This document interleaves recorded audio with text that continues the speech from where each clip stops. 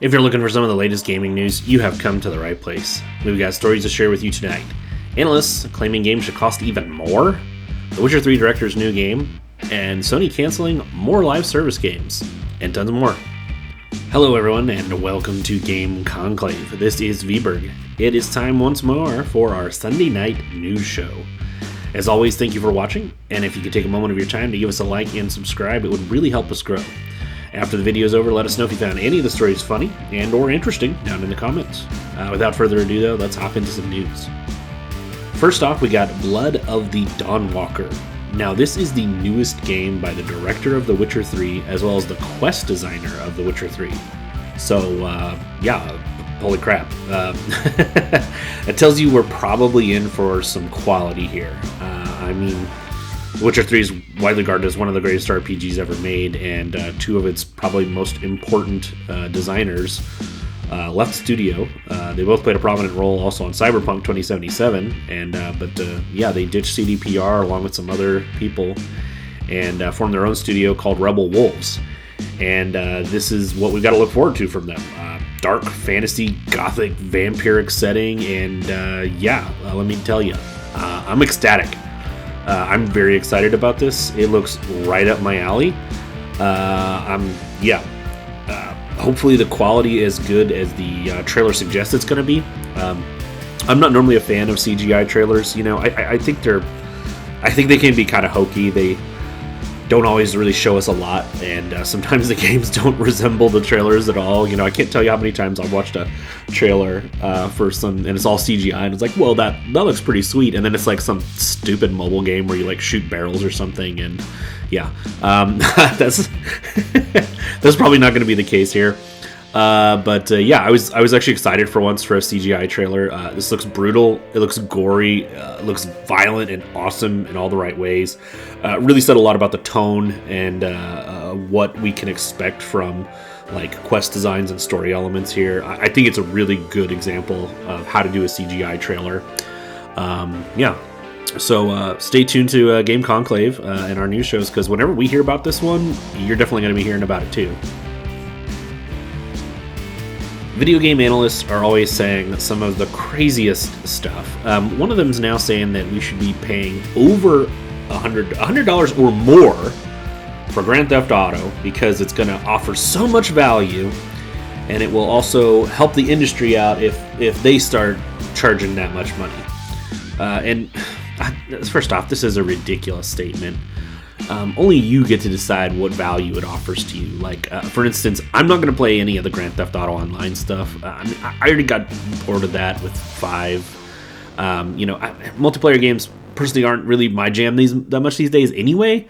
You know, I occasionally play some Marvel Rivals or another good hero shooter that comes along.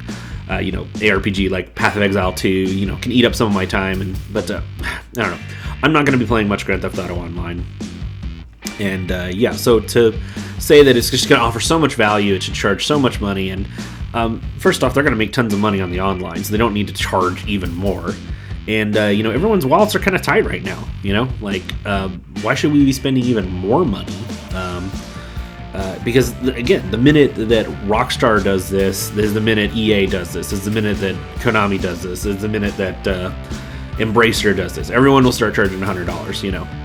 And it's just, I don't think this is what consumers are looking for. They already jacked up the prices from 60 to 70, a couple years ago on all the major titles. And what are we hearing all the time now?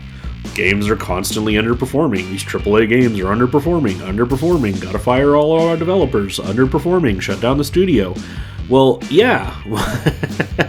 I don't know. Maybe this is tied into all your games underperforming when you jacked up the price. I don't know. Maybe the answer is to sell to more consumers at a lower price point rather than gouging the ones you have out of more money. I don't know. Anyway, that's just how we feel about that issue here. What do you think? $100 games, yay or nay? Let us know down in the comments. This one is just a little small snippet. Sega has filed a trademark for Ecco the Dolphin. And you may have no idea what that is depending on your age. But Ecco the Dolphin was an old side-scrolling platformer where you used sonic powers as a dolphin and involved aliens and other weird stuff. Yeah, it was a very unique, weird game. It was on the Genesis. There was a couple titles, and I think on the Dreamcast and the Sega CD. But yeah, it was just really random to see that Sega had filed a new trademark for it. But one thing I think Sega is doing that's really smart, though, is they keep hiring third-party studios that have experience in a genre that they themselves don't really do much anymore, and they're using that to like revive classic franchises like Streets of Rage, and I just think that's really smart. I think Konami's kind of been doing that to some extent too, and I think they're going to continue to do that, and I think that's a really smart move from both of these publishers. Alright, and Sony has canceled multiple live service games that were apparently in development, including a God of War live service title, because I guess Concord kind of scared them. They had both Bluepoint Games and Bend Studios working on some of these live service games that were canceled, rather than Days Gone 2 or some other game. And I don't know. I'm not sure what this push is for live service titles. I remember there was a report like a year or two ago. I can't exactly remember, but at one point in time, it was said that Sony had over 12 live service games in development simultaneously. And like, I sat there and I thought to myself, who's going to play all of them? Like, you're literally competing with yourself for a slice of the pie. It feels like Fortnite kind of broke everyone's brains. Everyone thinks that every game can be, their version of Fortnite. This always happens every time we get some big genre or industry-defining experience like Fortnite, comes along. The same thing happened back when Call of Duty started pulling major numbers when, Modern Warfare came out. It took everything by storm, and everyone's brains broke at all these major publishers. They started thinking all of a sudden their cozy farming simulator should sell 15 million copies, just like their Call of Duty game. And then they didn't, because those games don't have the same audience. And then they would get mad and they would like axe these series. I feel like that's a lot of what happened to Dead Space. And when they don't pull these numbers, and it doesn't make any sense.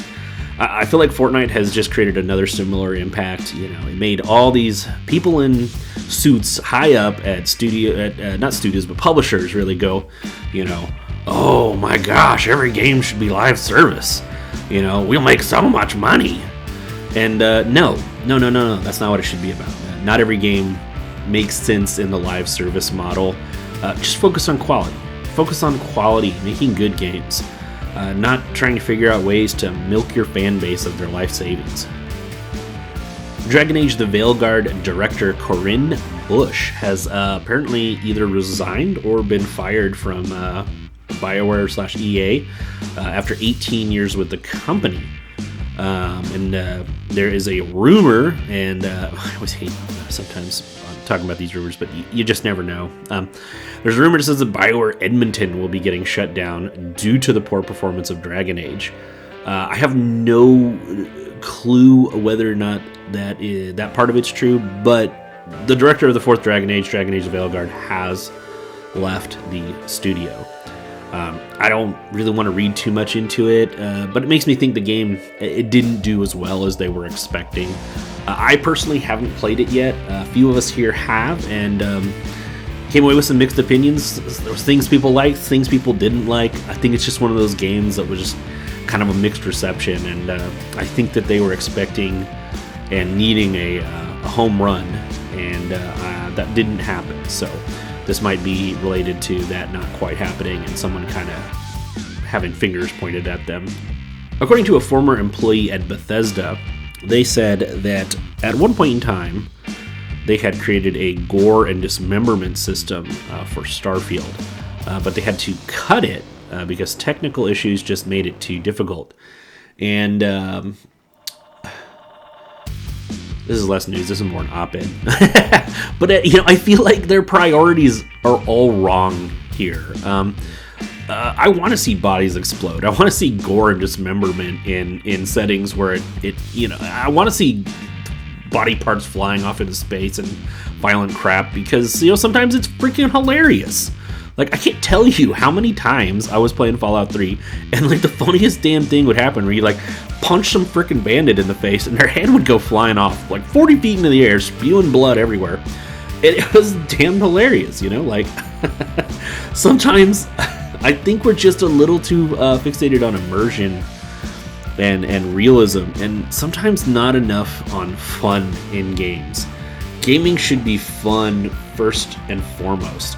And I feel like the fun factor sometimes falls by the wayside as people focus on realism and then immersion. And I feel like the fun will drag you into the immersion, you know, and realism is what it is.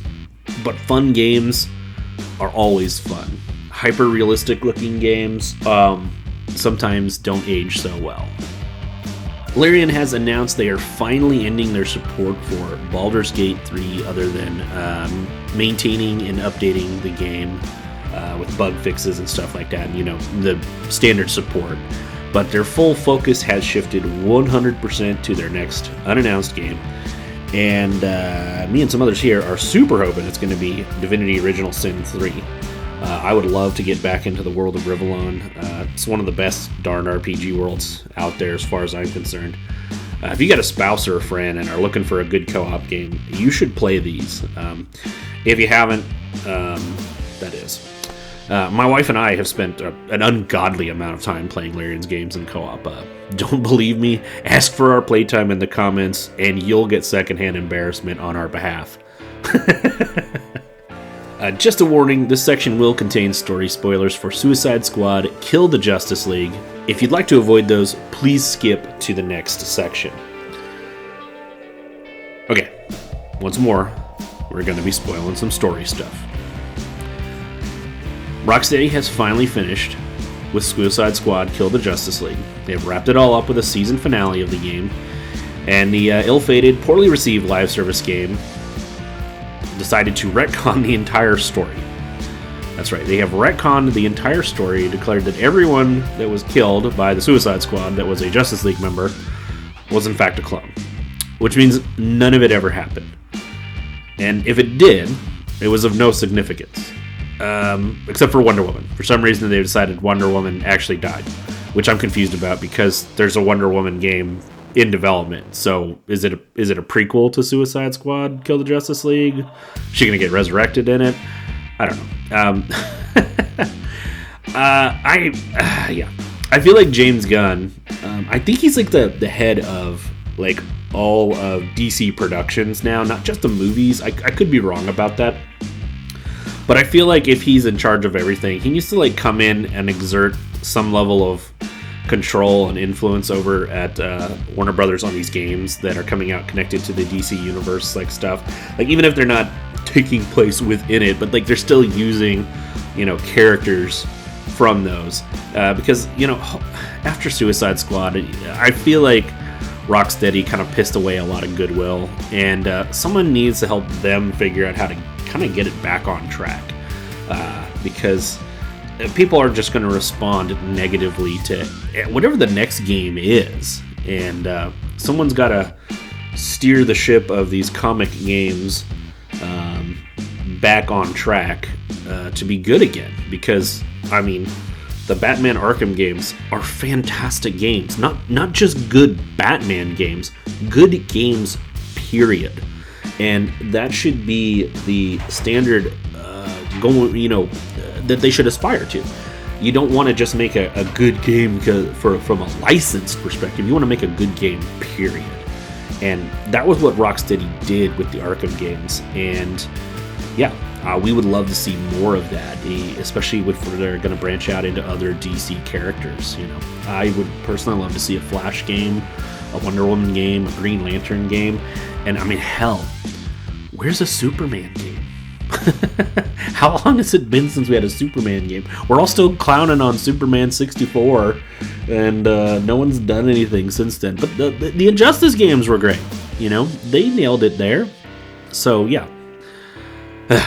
Suicide Squad. And in our final story, another former Bethesda employee has stated that gamers are tired of their 100-hour or longer games. And, I don't know. We see this argument come up all the time, and I get some people don't want to play long games, but there's people out there who don't always want to play short games. And there's probably a sweet spot out there. But to just make a blanket statement like, 100-hour games, people don't want to play those anymore. I just, some of the most successful games of the last generation in terms of critical and fan acclaim and sales are The Witcher 3, Red Dead Redemption 2. These games are huge. They're massive in scope. They're epic. And then look at Skyrim. It came out back in 2010.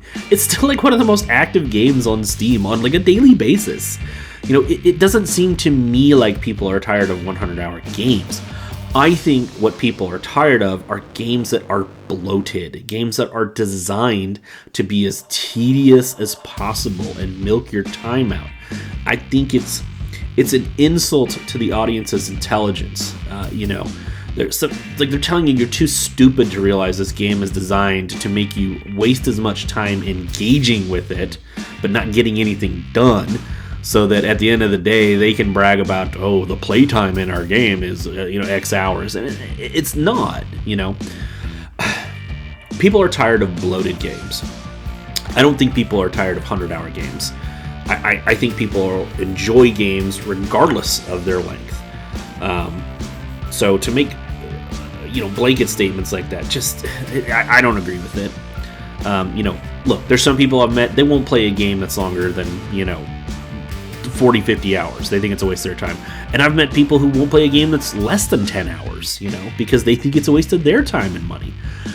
We may not agree on a lot of topics, but I think one thing that all of us as gamers can agree on, regardless of what genre we're into, what our playtime is we don't want games that are clearly designed to waste our time. We want quality content. It doesn't matter how long it is. Quality content will shine through every time. Developers should be less concerned with the length of their game and more concerned with the quality. Does it make sense for this game to have mechanics that make it longer? Does it not make sense? What is the pacing like? These are the issues that they should be asking themselves, not trying to figure out arbitrary timestamps to make the game, I don't know. People want quality. People are looking for games that they can sink their time and money into, something worthwhile, because they want to relax. They want to escape from our world, because our world is filled with stuff that sometimes sucks. And that's what games and hobbies are for. They take us away for just a moment from all that suck. Okay, last one is a little small note. There will be a Microsoft Direct occurring later in the week. So make sure you stay tuned to us on Thursday. We're going to have a video to let you know all about the biggest games and stories coming from that event. So let us know what you think about any of these stories in the comments. Give us a like and subscribe. And as always, from all of us here at Game Conclave, thank you so much for watching.